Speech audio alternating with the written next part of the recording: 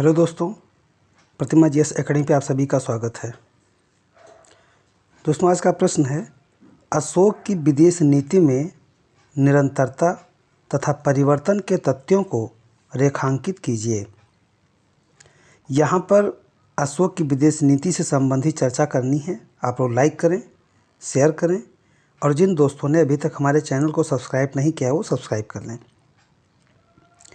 तो विदेश नीति में निरंतरता कैसी थी और परिवर्तन के तत्व क्या थे, इन्हें हमें अलग अलग बताने हैं।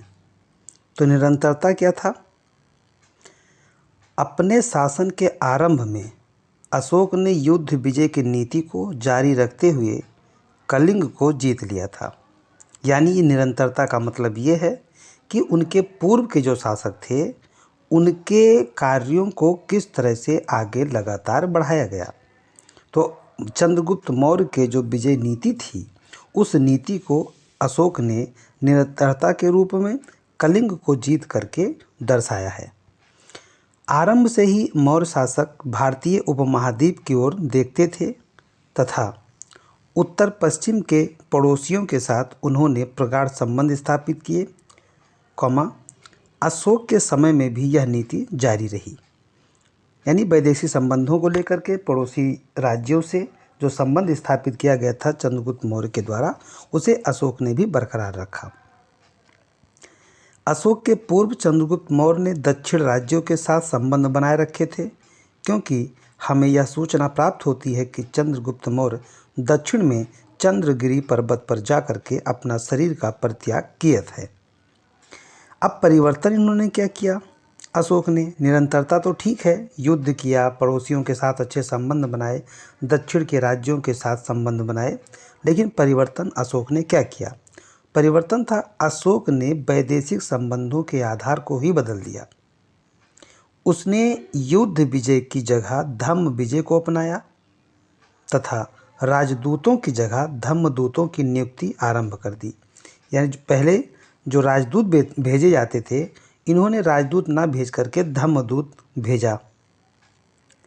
अशोक के पूर्वज के वैदेशिक संबंधों में अपने उत्तर पश्चिम के पड़ोसियों को महत्व देते थे, जबकि पूर्वी पड़ोसियों के साथ उनके संबंध लगभग ना के बराबर थे।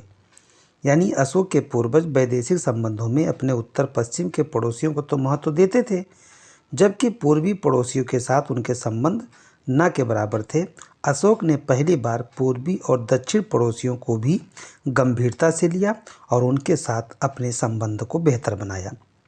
यानी कह सकते हैं कि जो अशोक की पूर्व की नीति है उसे आप वर्तमान के जो लुक ईस्ट पॉलिसी है 1991 में जब आया था, उस नीति को ध्यान में जोड़ करके देखा जा सकता है। एक तरह से यह देखा है कि अशोक की नीति में लुक ईस्ट पॉलिसी की आरंभिक छवि दिखाई देती है। अब इसका प्रभाव क्या हुआ? अशोक की विदेश नीति का प्रभाव श्रीलंका के संदर्भ में इनका प्रभाव अधिक स्पष्ट है, क्योंकि अशोक की नीति से प्रभावित होकर श्रीलंका के एक शासक तिस्स ने अपने द्वारा स्थापित यानी अपना जो उपाधि है देवा नाम पिए रखा था, जबकि अशोक की नीति क्या थी? अशोक भी लिखते थे देवा नाम पिए प्रियदर्शी, ये अशोक की उपाधि थी और उसी को ध्यान में रख करके श्रीलंका के शासक तिस्स ने अपनी उपाधि देवा नाम प्रिय रखी थी। किंतु उत्तर पश्चिम के पड़ोसियों के संदर्भ में यह उतना सफल प्रतीत नहीं होता। इसको दो आधारों पर परिपुष्ट किया जा सकता है। जैसे अशोक के 7वें स्तंभ अभिलेख में, जिसे अशोक के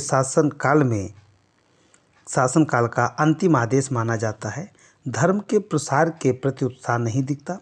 अशोक के मृत्यु के शीघ्र बाद उत्तर पश्चिम भारत की ओर हिंदू यूनानियों का आक्रमण आरंभ हो गया था।